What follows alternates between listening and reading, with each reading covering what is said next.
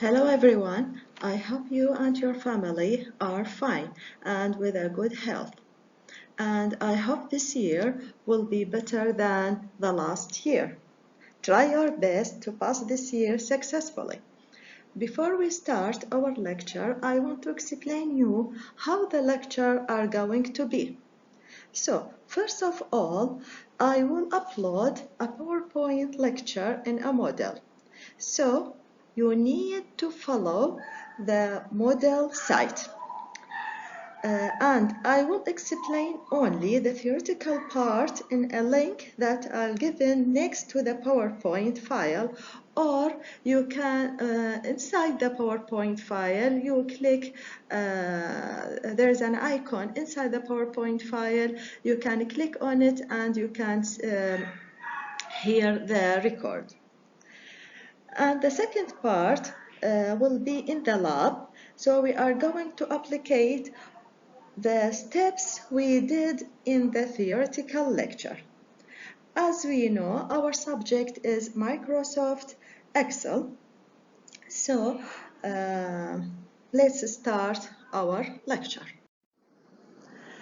First, the topics of the lecture are Introduction to Microsoft Excel, which include the information about Excel, introduction to separate sheet, starting Excel, opening an existing workbook, the interface of the desktop. The objectives of Excel. What are the objectives of Excel, or what the benefit of using Excel? Excel is used for store and organize data, analyzing the data, and represent this data in graphically using bar graph or histogram on the scatter plot. And the scatter plots. Now, what the separate sheet contain? The separate sheet contains rows and columns. There are columns starting from A through XFD, and rows starting from 1 to 1,048,576. So there are over than 70 billion cells in each worksheet. What is the cell? What we mean by cell? A cell is the instruction of a column letter, and a row number. The cell address can be found. In the name box just above the letter A. So, Microsoft Excel 2010 is a separate sheet program in Microsoft Office. What we mean by a separate sheet? A separate sheet is a grid of rows and columns in which you enter your data. The data will be either text or number, and the result of calculation, the result of, for example, summation, subtraction, multiplication, or you can write a formula to find average, or you can to find the salary of employee, and so on. So in Excel, a computerized separate sheet is called the worksheet. The file is used to store worksheets is called workbook. So each workbook will contain many worksheets. Now you want to start Excel. We have many ways in order to start Excel. Either if you are using, for example, Windows 7, you need to click on Start Microsoft Office and then select Microsoft Excel. Or where you are using Windows 10, you can click on the application Microsoft Excel and you can open Microsoft Excel. The Excel program window has the same basic part of all Office programs, contain title bar, the quick access toolbar, ribbon, and backstage view, and the status bar. So the steps to start Excel is select cells and enter data to your worksheet, edit and replace data in cell, zoom, preview, print a worksheet, close your workbook, and exit Excel. How can you opening an existing workbook?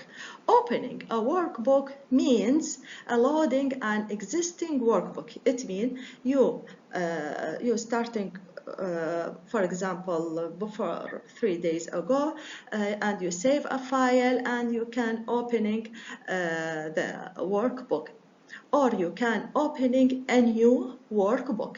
So to open an existing workbook, only you need to click on File and go to the Open a File. Or if you need to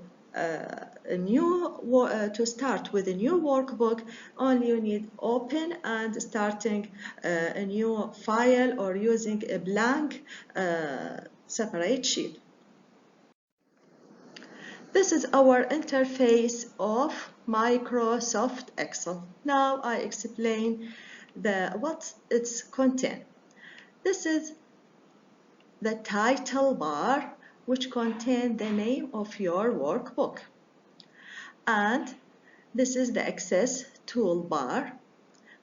This is our ribbon, contain many panels, for example, font panels, alignment panels, number, style, and so on. Here, sizing button. Now you can minimize, close the workbook. Here you can minimizing, closing the workbook.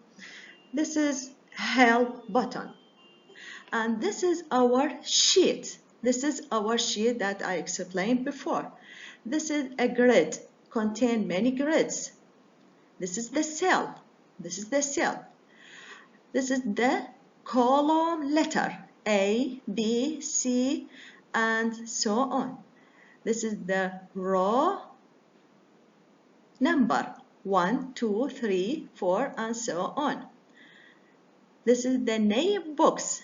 The name box, it contains the address of active cell.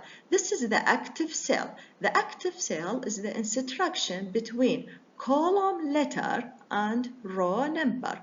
So the instruction of column letter here and row number here is called A1. If I click, for example, here, the instruction between column letter this and row number here will be C3.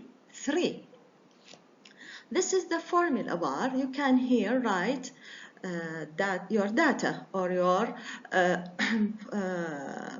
formula. This is a work area. This is our status bar. And this is sheet. Our workbook can be contain either sheet 1, sheet 2, sheet 3, sheet 4, and so on. This is the scroll bar. This is our scroll bar in order to go up, down, in order to see your sheet. This is the main things that you need in order to know what our workbook and worksheet contain. How to opening workbook?